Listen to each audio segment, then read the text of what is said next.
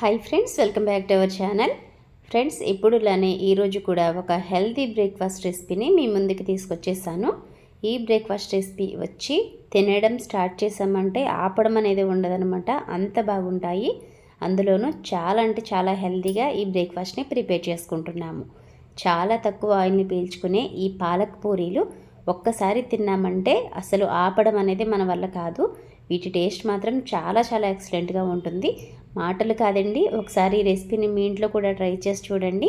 Same నేను వీడియోలో ఎలా అయితే చూపించానో అదే విధంగా అదే ప్రాసెస్లో చేశారు అంటే పక్కా పర్ఫెక్ట్గా ఎంతో టేస్టీగా ఇంట్లో వాళ్ళందరూ కూడా మళ్ళీ మళ్ళీ కావాలి అని అడిగేలాగా ఈ రెసిపీని ప్రిపేర్ చేసి పెట్టచ్చు. చాలా అంటే చాలా బాగుంటాయి. అంత టేస్టీగా ఉన్న ఈ రెసిపీని వెంటనే మీ ఇంట్లో కూడా ట్రై చేయాలి అంటే ఈ వీడియో ఎక్కడ స్కిప్ చేయకుండా చివరి వరకు చూసేయండి. డెఫినెట్గా ఈ రెసిపీని మీ ఇంట్లో కూడా ట్రై చేయాలనిపిస్తుంది. ఇంకెందుకు ఆలస్యం, లేట్ చేయకుండా వీడియోలోకి వెళ్ళిపోదాం. Let's start video.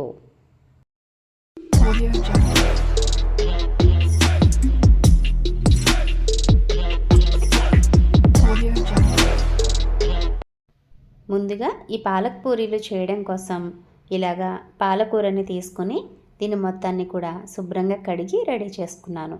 ఇప్పుడు ఈ పాలకూరని ఎలా ఉడికించాలో చూద్దాము. స్టవ్ పైన ఒక ప్యాన్తో వాటర్ పెట్టుకోవాలి. ఏదైనా వెడల్పుగా ఉన్న గిన్నెతో కానీ ఇలాంటి ప్యాన్తో కానీ వాటర్ పెట్టుకోండి. ఇందులో ఒక పావు టీ స్పూన్ పసుపు, ఒక హాఫ్ టీ స్పూన్ వరకు సాల్ట్ని యాడ్ చేసుకోవాలి. కళ్ళుప్పు కానీ సాల్ట్ కానీ ఏదైనా సరే వేసుకోవచ్చు.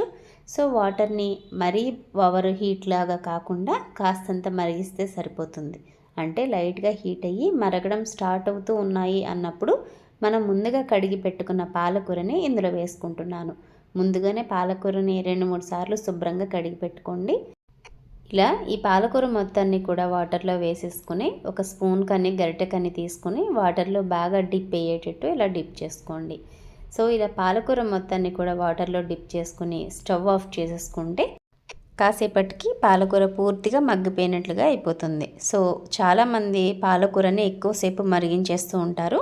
అలా మరిగిస్తే ఇందులో ఉన్న పోషకాలు మొత్తం కూడా పూర్తిగా బయటికి పోతాయండి. అలా బయటికి పోకుండా హాట్ వాటర్లో వేసిన వెంటనే స్టవ్ ఆఫ్ చేసేసుకుని ఒక 2 నిమిషాల పాటు పక్కన పెట్టేసి ఉంచేస్తే తర్వాత దీని మొత్తాన్ని కూడా ఇలా స్ట్రైనర్లోకి తీసుకుని స్ట్రైన్ చేసుకోవాలి.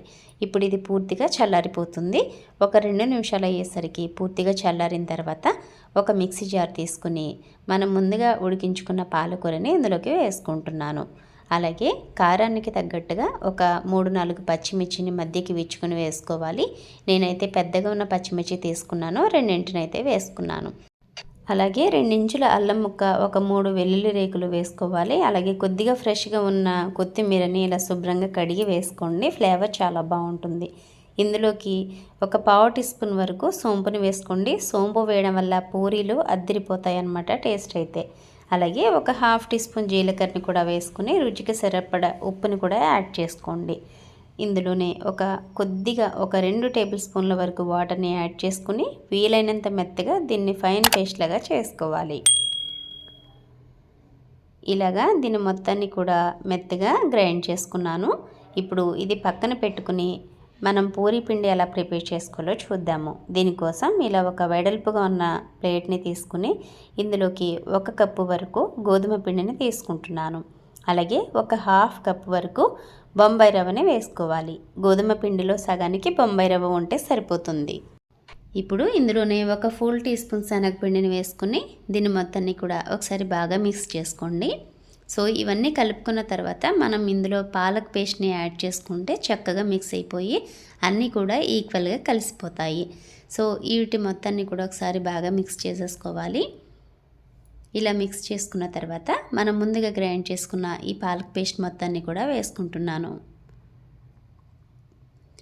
నేనైతే తీసుకున్న 1 కప్పుకి ఒక పాలకూర కట్టలో సగం పాలకూరను అయితే తీసుకున్నానండి. కరెక్ట్గా సరిపోయింది. అంటే ఒక 10-12 పాలకూర కట్టలు తీసుకుంటే సరిపోతుందన్నమాట 1 కప్పు గోధుమ పిండికి. సో ఈ పాలకూర పేస్ట్లోనే ఒక 2 టీ స్పూన్ల నెయ్యిని వేసుకుని దీని మొత్తాన్ని కూడా బాగా మిక్స్ చేసుకోవాలి. ఇందులో అయితే ఫస్ట్ అయితే అసలు వాటర్ యాడ్ చేయకండి. సో ఎంత గట్టిగా ప్రెస్ చేస్తూ కలిపితే అంత చక్కగా పిండి అనేది బాగా కలిసిపోతుంది. సో ఫస్ట్ అయితే ఇలా గట్టిగా ప్రెస్ చేస్తూ పిండి మొత్తాన్ని కూడా బాగా కలుపుకుంటే తర్వాత మనకి ఎంత వాటర్ కావాలో చూసుకుని యాడ్ చేసుకోవడానికి బాగుంటుంది. ఇప్పుడు నేను ఇందులో కొద్దిగా వాటర్ వేసుకున్నాను. ఒక 2 టేబుల్ స్పూన్ల వాటర్ కంటే ఎక్కువ పట్టలేదు. సో వాటర్ వేసుకుని దీన్ని మొత్తాన్ని ఇలా కలుపుకుంటే సరిపోతుంది. దీన్ని మొత్తాన్ని కూడా సాఫ్ట్గా పిండి ముద్ద మనకి పూరీలు చేసుకునేటప్పుడు ఎలా అయితే ఉంటుందో అలా మిక్స్ చేసుకోండి, అవసరమైతే వాటర్ యాడ్ చేసుకుంటూ. ఇప్పుడైతే చేతికి కొద్దిగా ఆయిల్ని అప్లై చేసుకుని ఈ పిండి ముద్ద మొత్తానికి కూడా ఇలాగ అప్లై చేయండి. ఇప్పుడు దీనిపైన మూత పెట్టేసి 10 నిమిషాలు పక్కన పెట్టుకోండి. అంతకంటే ఎక్కువసేపు అసలు అవసరం లేదు. సో 10 నిమిషాల పక్కన పెట్టేసుకున్నాను. 10 నిమిషాల తర్వాత ఈ పాలక్ పూరీలు ఎలా ప్రిపేర్ చేసుకోవాలో చూసేద్దాము. సో పిండి అయితే మరింత సాఫ్ట్గా రెడీ అయిపోయింది. ఈ పిండిని మరొకసారి ఇలా కలుపుకోవాలి. మనం ఎప్పుడు కూడా పూరీలు ప్రిపేర్ చేసుకునేటప్పుడు పిండిని ఎలా కలుపుకుంటామో సేమ్ అలానే కలుపుకోవాలి. అలాగే పూరీలు చేయడానికి ఇలా చిన్న చిన్న పిండి ముద్దలను అయితే తీసుకుంటున్నాను. పాలక్ పూరీలు కానీ లేదంటే నార్మల్ ఎలాంటి రకం పూరీలైనా సరే మీడియం సైజులో చేసుకుంటే చక్కగా తినడానికి కూడా బాగుంటాయి. కాబట్టి ఇలాగ నేనైతే మీడియం సైజులోకి చిన్న చిన్న పిండి ముద్దలను అయితే తీసుకుంటున్నాను.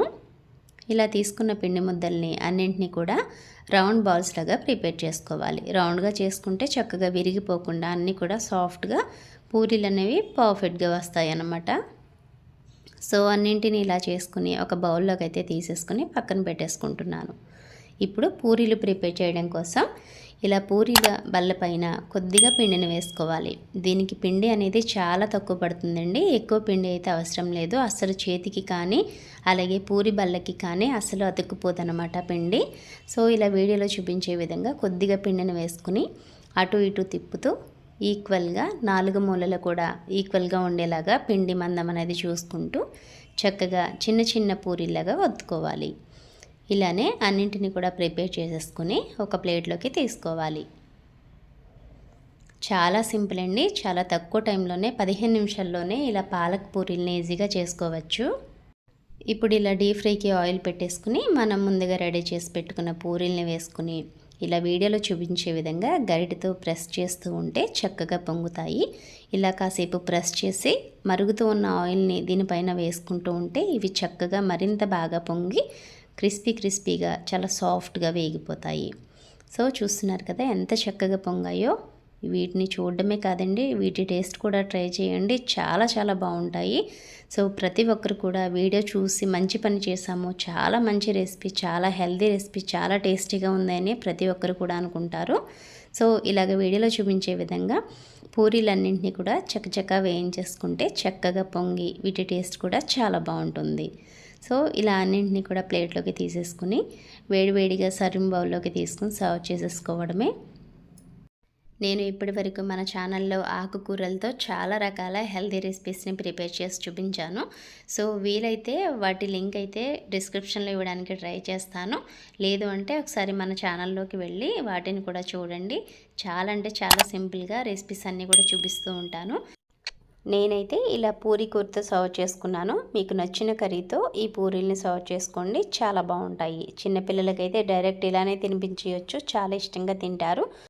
ఓకే ఫ్రెండ్స్, చూసారు కదా ఇవాళ మన వీడియో. పాలక్ పూరీలు ఎంత టేస్టీగా ప్రిపేర్ చేసుకున్నామో. అయితే ఇంకెందుకు ఆలస్యం, వెంటనే ఈ రెసిపీని మీ ఇంట్లో కూడా ట్రై చేసి ఎలా వచ్చాయో కామెంట్ సెక్షన్లో కామెంట్ చేయండి. ఈ వీడియో చూస్తూ ఇంకా మన ఛానల్ని సబ్స్క్రైబ్ చేసుకోకపోతే వెంటనే ఛానల్ని సబ్స్క్రైబ్ చేసుకుని బెల్ బటన్ ప్రెస్ చేసి ఆల్ ఆప్షన్ని సెలెక్ట్ చేసుకోండి. అలాగే వీడియో నచ్చితే ప్లీజ్ వీడియోకి ఒక లైక్ చేయండి. మీరు చేసే లైక్ నాకు చాలా చాలా సపోర్ట్ని ఇస్తుంది. రేపటి వీడియోలో మళ్ళీ కలుసుకుందాం. Thanks for watching.